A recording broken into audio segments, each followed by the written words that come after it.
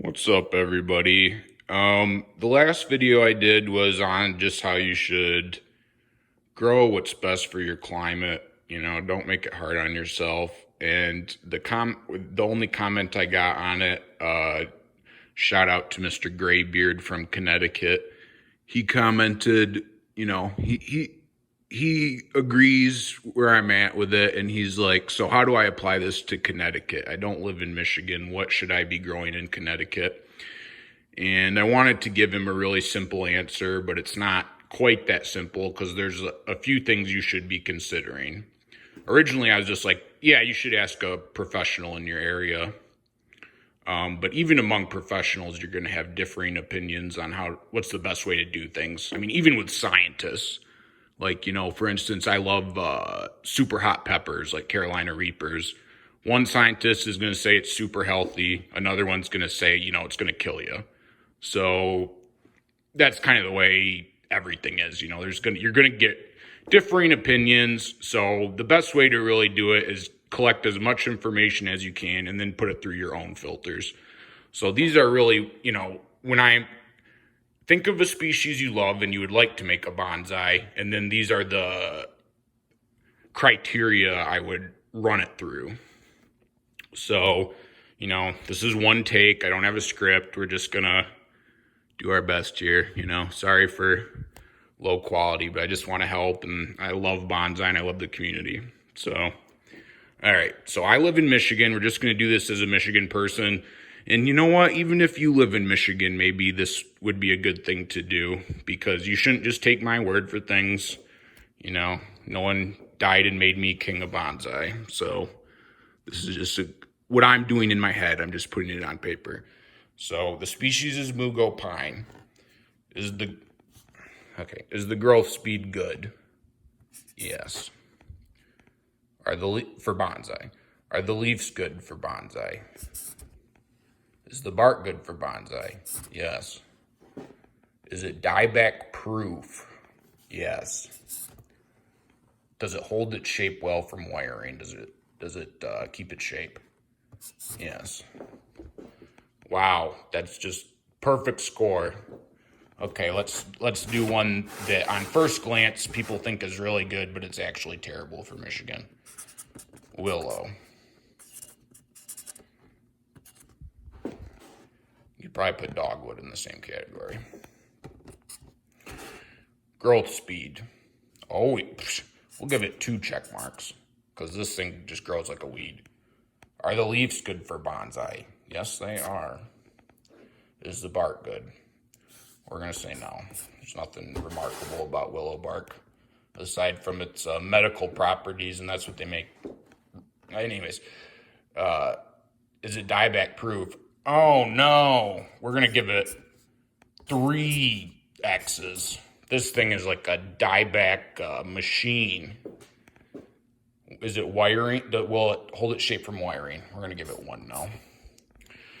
So how does a willow work? It grows good, the leaves are good, but everything about it is just the worst. So we're gonna go no way on willow. Let's just here. Mugo was a yes, willow was a nope. Okay, next. Let's do amber maple. I'm literally just picking random ones, guys. I'm just trying to show you how this process works. Growth speed. Oh, yeah. It's a good one. Leaves. Oh, they're the best. We'll give it 2 checks. Bark. Not really. Dieback proof? It actually is. It does not die back in Michigan. Wiring shape? Yes, it does. So let's look at where we're at with amber maple. I mean, the only bad thing about it is the bark isn't stunning, but, with a maple, that's not really the focus anyways. So, yeah, we're going to say amber maple is a good one. Excuse me. All right, should we do a weird one?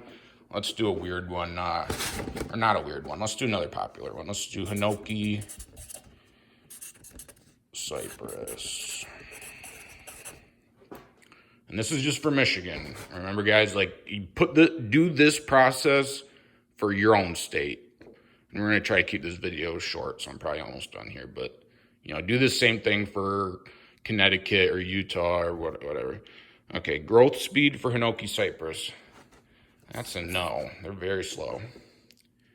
Leaves. Hey, they're great. They're some of the best. Could probably even give it two yeses for that. The bark, yeah, not really. Dieback proof, yeah, it's not going to die. Wiring shape, no freaking way. So if we look at, you know, it's really a mixed bag with that one. We're not sure on that one. We'll give it a question mark. All right, let's do another one. Shimpaku juniper. And this is one of the ones that I highly recommend for Michigan because it's one of the only junipers that doesn't turn a nasty brown for winter. And they really respond well to snow. So Shimpaku juniper. Okay, growth speed for Shimpaku juniper. I mean, all juniper are pretty slow, but we'll give it a check because it doesn't, you know, it doesn't struggle too much unless you got insect problems. Okay, the leaves, oh, they're the best. They're good. I'll give it 2 checks. Bark, I mean, it's a juniper. It's not, you know, dieback proof. Oh, yeah. Does it hold its shape from wiring? Every time. Okay, so I mean, double check, double good with the leaves. You know, it's a juniper. We're not really growing it for the bark, so we're gonna say, yeah. All right, last one. We'll do a weird one.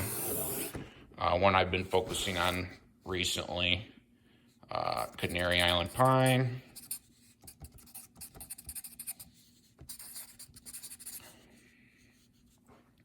The last one. Sorry guys, I think you get the point though. All right, growth speed for Canary Island pine. For a pine tree, we're giving it 2 yeses. Leaves, it's not great, but it's not bad.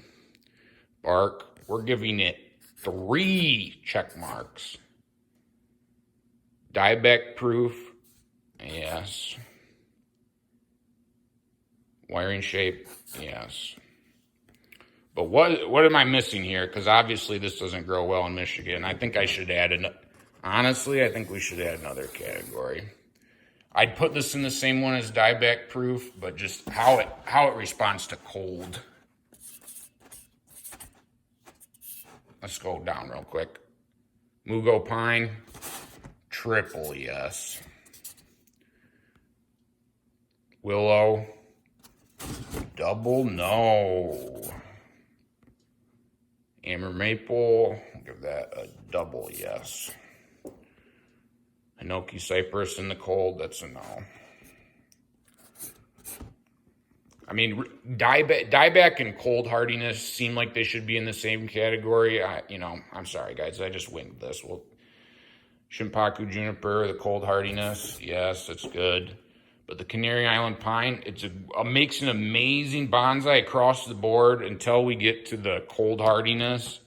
This is a problem. I mean, this is something that grows on a tropical island, basically. So for cold hardiness, we're giving it 3 no's. Don't do it.